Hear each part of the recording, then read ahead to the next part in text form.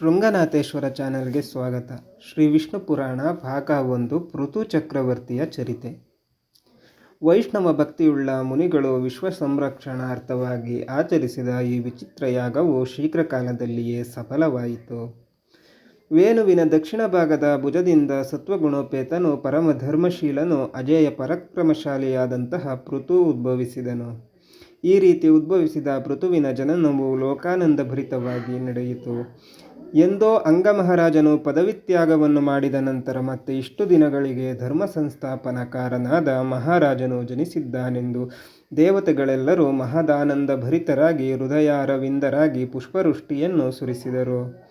ದಿಗಂತಗಳಲ್ಲಿ ದೇವದುಂದುಭಿಗಳು ಪ್ರತಿಧ್ವನಿಸಿದವು. ಸುರ, ಗರುಡ, ಯಕ್ಷ, ಗಂಧರ್ವ, ಕಿನ್ನರ, ಕಿಂಪುರುಷರೆಲ್ಲರೂ ಉತ್ಸಾಹ ಉಲ್ಲಾಸಗಳಿಂದ ನೃತ್ಯವಾಡಿದರು. ಹುಟ್ಟಿನಿಂದಲೇ ಸಂಪ್ರಾಪ್ತ ಯೌವನನಾದ ಪೃಥುವಿನ ಅವತರಣೆಗೆ ಸಂತೋಷಪಟ್ಟು ಅಮರರು ಆತನಿಗೆ ಒಂದು ಅಸಾಮಾನ್ಯವಾದಂತಹ ಖಡ್ಗವನ್ನು, ಅಭೇದ್ಯವಾದ ಕೋದಂಡವನ್ನು, ಅಕ್ಷಯವಾದ ಬಾಣ ತೋಣೀರಗಳನ್ನು, ಅಕ್ಷೀಣವಾದ ವಜ್ರಕವಚವನ್ನು, ಶತ್ರುವನ್ನು ಗೆಲ್ಲಲು ಸಕಲ ಆಯುಧಗಳನ್ನು ಪ್ರಸಾದಿಸಿದರು.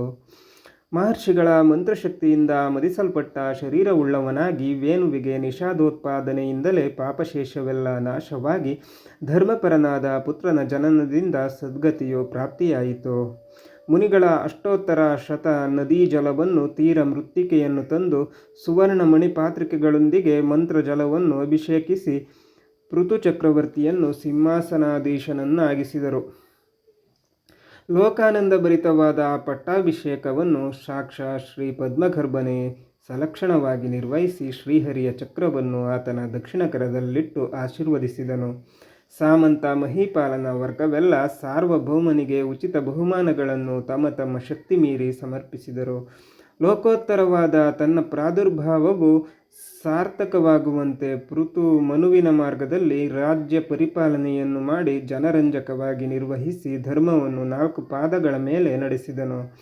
ಆತನ ಪರಿಪಾಲನೆಯಲ್ಲಿ ಪ್ರಕೃತಿಯು ಆಯಾ ಋತುಗಳಲ್ಲಿ ಸಹಕರಿಸಿ ಧರಣಿಯು ಸಸ್ಯ ಶ್ಯಾಮಲವಾಯಿತು.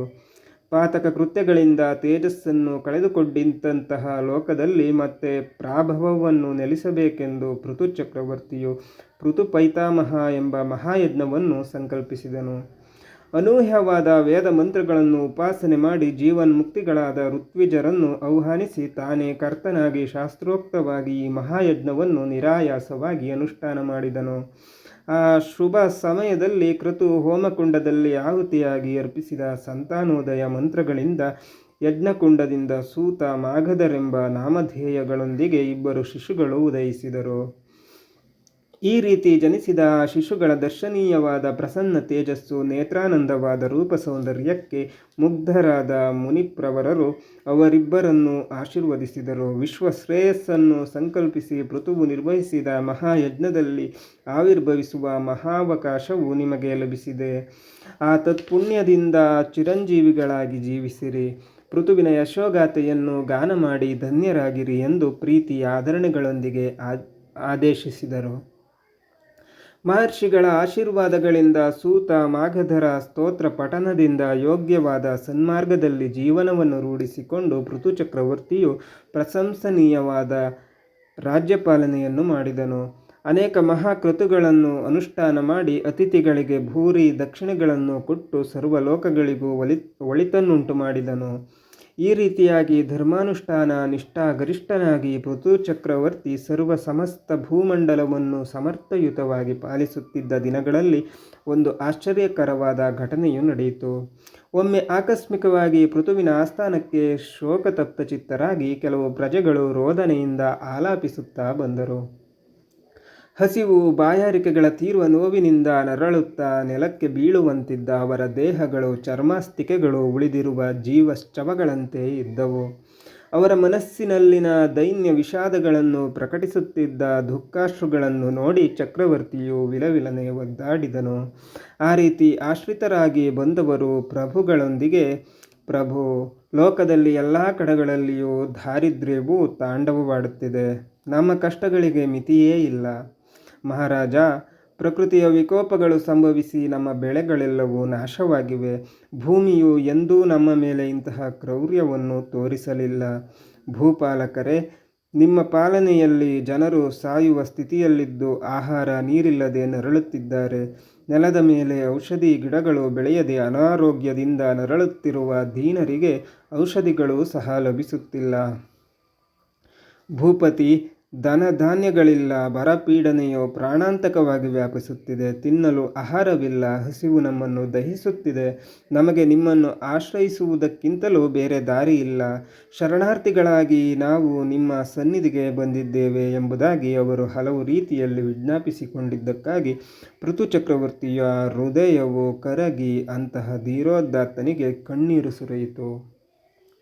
ಕೂಡಲೇ ಪೃಥು ಈ ರೀತಿ ಭೂಲೋಕದಲ್ಲಿ ಕ್ಷಾಮವೇರ್ಪಡುವುದಕ್ಕೆ ಕಾರಣ ಈ ಭೂದೇವಿ ಬೆಳೆಯನ್ನು ಪ್ರಜೆಗಳಿಗೆ ಕೊಡದೇ ಇರುವುದೇ ಅಲ್ಲದೆ ಔಷಧ ಮೂಲಿಕೆಗಳನ್ನು ಸಹ ಮಾಯ ಮಾಡಿದ್ದಾಳೆ.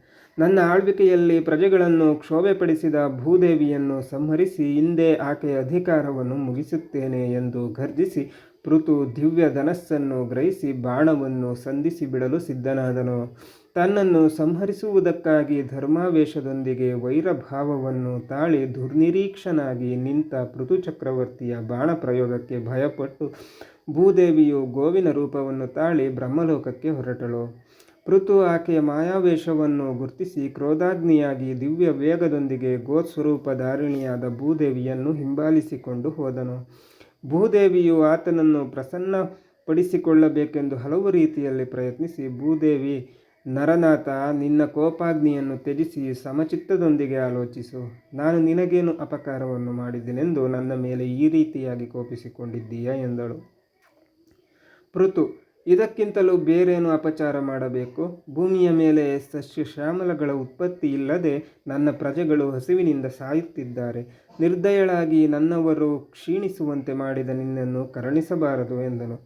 ಭೂದೇವಿ, ಚಕ್ರವರ್ತಿ ವಿನಾಕಾರಣ ದ್ವೇಷದೊಂದಿಗೆ ದೋಷವಿರಹಿತಳಾದ ಅಬಲೆಯ ಮೇಲೆ ಶಸ್ತ್ರಸಂಧಾನ ಮಾಡುತ್ತಿದ್ದೀಯ. ಸಸ್ಯ ಜೀವನಕ್ಕೆ ಆಧಾರವಾದ ಕಾಶ್ಯಪಿನಿಯನ್ನು ಸಾಯಿಸಿದರೆ ಭವಿಷ್ಯದಲ್ಲಿ ಮಾತ್ರ ಈ ಸಮಸ್ಯೆಯನ್ನು ನೀನು ಯಾವ ರೀತಿಯಾಗಿ ಪರಿಷ್ಕರಿಸುತ್ತೀಯ? ಆವೇಶದಿಂದ ಯುಕ್ತಾಯುಕ್ತತೆಗಳನ್ನು ವಿಸ್ಮರಿಸಿ ನನ್ನನ್ನು ವಧಿಸುವುದು ನಿಷ್ಫಲ ಯತ್ನವೇ ಆಗುತ್ತದೆ ಎಂದಳು. ಪೃಥು, ಇಲ್ಲಿ ನಿಸ್ಸಂಶಯವಾಗಿ ನೀನು ದುಷ್ಟಚಾರಿಣಿಯೇ. ಅಮೋಘವಾದ ಈ ಬಾಣದೊಂದಿಗೆ ನಿನ್ನನ್ನು ವಧಿಸಿ ಯಮಪುರಿಗೆ ಕಳುಹಿಸಿ ಇಂದಿನಿಂದ ನಾನೇ ದೈವ ಯೋಗ ಬಲದೊಂದಿಗೆ ಈ ಸಮಸ್ತ ಭೂಭಾರವನ್ನು ವಹಿಸುತ್ತೇನೆ. ಪ್ರಜೆಗಳಿಗೆ ಸಸ್ಯ ಶ್ಯಾಮಲವನ್ನು ಸಮೃದ್ಧಿಯಾಗಿ ಕೊಡುತ್ತೇನೆ. ಆರ್ತರಾದ ನನ್ನ ಪ್ರಜೆಗಳನ್ನು ಸಂರಕ್ಷಿಸಿದ ಮಹಾಪುಣ್ಯ ಫಲದ ಮುಂದೆ ನಿನ್ನಂತಹ ಪಾತಕಿಯನ್ನು ವಧಿಸಿದ ಅಲ್ಪ ಪಾಪವು ಯಾವ ಲೆಕ್ಕ ಎಂದು ಹೇಳಿದ. ಪೃಥುವಿನ ಕಟುವಾಕ್ಯಗಳನ್ನು ಕೇಳಿ ಭಯಕಂಪಿತ ಕಂಠದೊಂದಿಗೆ ಭೂದೇವಿ ಈ ರೀತಿ ಹೇಳಿದಳು. ಮಗು, ನಿಷ್ಕಾರಣವಾಗಿ ನನ್ನ ಮೇಲೆ ಶರಪ್ರಯೋಗವನ್ನು ಮಾಡಿ ಪಾಪಕೃತ್ಯವೆಸಗಬೇಡ. ಕಾಲಮಹಿಮೆಯಿಂದ ಭೂಲೋಕದಲ್ಲಿ ಪ್ರಕೃತಿ ವೈಪರೀತ್ಯಗಳು ಸಂಭವಿಸುವುದು ಸಹಜ. ಸಮಸ್ತ ಲೋಕಗಳ ಸೃಷ್ಟಿಗೂ ಅವುಗಳ ನಾಶಕ್ಕೂ ಕಾರಣನಾದ ನಾರಾಯಣನೇ ಅವುಗಳ ಸುಸ್ಥಿತಿಗೂ ಸಹ ಆಧಾರ. ನಿನ್ನ ಪ್ರಜೆಗಳಿಗೆ ಬೇಕಾಗುವ ಎಲ್ಲ ಸಸ್ಯಗಳು ಔಷಧಿಗಳು ನನ್ನಲ್ಲಿ ಜೀರ್ಣವಾಗಿ ಅವ್ಯಕ್ತ ರೂಪದಲ್ಲಿ ಸಜೀವವಾಗಿವೆ. ಈಗ ಗೋವಿನ ರೂಪದಲ್ಲಿರುವ ನನಗೆ ಕರು ಹುಟ್ಟಿದ್ದೆ ಆದರೆ ನೀನು ದುಗ್ಧ ದೋಹನ ಮಾಡಿ ಆ ಕ್ಷೀರವನ್ನು ನೆಲದ ಮೇಲೆ ಹಾಯಿಸು. ಆಗ ಮತ್ತೆ ಪ್ರಳಯವು ಸಂಭವಿಸುವ ಯುಗಾಂತದವರೆಗೆ ಸಸ್ಯ ಶ್ಯಾಮಲವು ಸಮೃದ್ಧಿಯಾಗಿರುತ್ತದೆ ಎಂದಳು. ಭೂದೇವಿಯ ಸಾಂತ್ವನ ವಾಕ್ಯಗಳಿಂದ ಶಾಂತಿಸಿದ ಪೃಥು ಮುಂದಿನ ಕರ್ತವ್ಯವೇನೆಂಬುದನ್ನು ಪುನರಾಲೋಚಿಸಿದನು. ಚತುಸ್ಸಮುದ್ರ ಮುದ್ರಿತವಾದ ಧರಾವಲಯದ ಮೇಲೆ ಗೋಕ್ಷೀರ ಧಾರೆಗಳನ್ನು ಪ್ರವಹಿಸುವಂತೆ ಮಾಡಲು ಬೇಕಾಗುವ ಸಮತಲವಿಲ್ಲವೆಂದು ಆಲೋಚಿಸಿ ಆತನು ಧಾರುಣಿಯ ಮೇಲಿರುವ ಏರಿಳಿತ ಪ್ರದೇಶಗಳನ್ನು ಬೆಟ್ಟಗುಡ್ಡಗಳನ್ನು ಸಮತಲ ಮಾಡಬೇಕೆಂದು ಸಂಕಲ್ಪಿಸಿದನು. ಅಪೂರ್ವವಾದ ತನ್ನ ಬಾಹುಶಕ್ತಿ ಸಂಪತ್ತನ್ನೆಲ್ಲ ತನ್ನ ದಕ್ಷಿಣ ಭುಜದೊಳಕ್ಕೆ ಕೇಂದ್ರೀಕರಿಸಿಕೊಂಡು ಮಹಾಬಲದಿಂದ ವಿಶ್ವಂಭರ ಮಂಡದಲ್ಲಿನ ಸರ್ವ ಪರ್ವತಗಳನ್ನು ಒಂದೇ ಏಟಿನಿಂದ ಹೊಡೆದುರುಳಿಸಿ ಸಮತಲವನ್ನುಂಟು ಮಾಡಿದನು. ಆಯಾ ಸಮತಟ್ಟಾದ ಪ್ರದೇಶಗಳಲ್ಲಿ ನಿವಾಸ ಯೋಗ್ಯವಾದ ಸ್ಥಳಗಳನ್ನು, ಗ್ರಾಮಗಳನ್ನು, ಪಟ್ಟಣಗಳನ್ನು ಬೇರ್ಪಡಿಸಿ ಪ್ರಾಂತಗಳನ್ನಾಗಿ ವಿಭಾಗಿಸಿ ಮಾನವರಿಗೆ ಅನ್ನ ಸಂಪಾದನೆಗೆ ಅನುಕೂಲವಾಗುವಂತೆ ಭೂಮಿಯೊಳಗೆ ಬಹುಸಸ್ಯ ಸಂಪತ್ತನ್ನು ನಿಕ್ಷೇಪಿಸಿದನು. ಎಲ್ಲ ರೀತಿಯ ಭೋಗ ಸೋಮನಾಥೇಶ್ವರ ಚಾನೆಲ್ಗೆ ಭಾಗ್ಯಗಳಿಗೂ ಸ್ವಾಗತ. ತಕ್ಕ ವಿಷ್ಣು ಜೀವನೋಪಕರಣಗಳನ್ನು ಪುರಾಣ ಭಾಗ ನೆಲದೊಳಗೆ 1 ಮೈತ್ರೇಯ ಭದ್ರಪಡಿಸಿಟ್ಟನು. ಪರಾಶರರ ಸಂವಾದ. ಭೂದೇವಿಯು ಬೇಡಿದಂತೆಯೇ ಸ್ವಯಂಭೂ ಶೃಂಗನಾಥೇಶ್ವರ ಮನುವು ವತ್ಸನಾಗಿ ಬಂದು ಶೃಂಗನಾಥೇಶ್ವರ ಗೋವಿನ ಚಾನೆಲ್ಗೆ ಬಳಿಯಲ್ಲಿ ನಿಲ್ಲಲು ಸ್ವಾಗತ. ಪೃಥು ಚಕ್ರವರ್ತಿಯು ವಿಷ್ಣು ಪುರಾಣ ಆಕೆಯ ಭಾಗ ತುಂಬಿದ 1 ಕಿಚ್ಚಲಿನಿಂದ ಮೈತ್ರೇಯ ಅಮೃತ ಪರಾಶರರ ಸಮಾನವಾದ ಸಂವಾದ. ಅಕ್ಷಯ ದುಗ್ಧ ಧಾರೆಗಳನ್ನು ಕರೆದನು. ಶೃಂಗನಾಥೇಶ್ವರ ಭೂಮಿಯ ಮೇಲೆ ಆ ಕ್ಷೀರಧಾರೆಗಳು ಹರಿದ ಕಡೆಗಳಲ್ಲಿ ಬೆಳೆಗಳು ಬೆಳೆಯಲಾರಂಭಿಸಿದವು. ಮಾನವ ಸಮಾಜವು ಮತ್ತೆ ಸಂಪದ್ಭರಿತವಾಗಿ ಕಳೆಕಳೆಯಿಂದ ತುಂಬಿತು. ಪೃಥುವಿನ ಪೃಥುಯತ್ನದಿಂದ ದೇವತೆಗಳು, ದೈತ್ಯರು, ಕಿನ್ನರರು, ಗಂಧರ್ವರು, ಯಕ್ಷರು, ವಿವಿಧ ಜಂತುಗಳು, ಸಮಸ್ತ ಜೀವಜಾಲವೆಲ್ಲಕ್ಕೂ ಯಥೋಚಿತವಾದ ಖಾದ್ಯ, ಖಾದನ, ಭೋಜನ, ವಸತಿಯುಂಟಾಗಿ ಆತನು ಅನೇಕ ಸಹಸ್ರ ಆಯನಗಳು ರಾಜ್ಯವನ್ನಾಳಿ ಧರ್ಮವನ್ನು ರಕ್ಷಿಸಿದನು.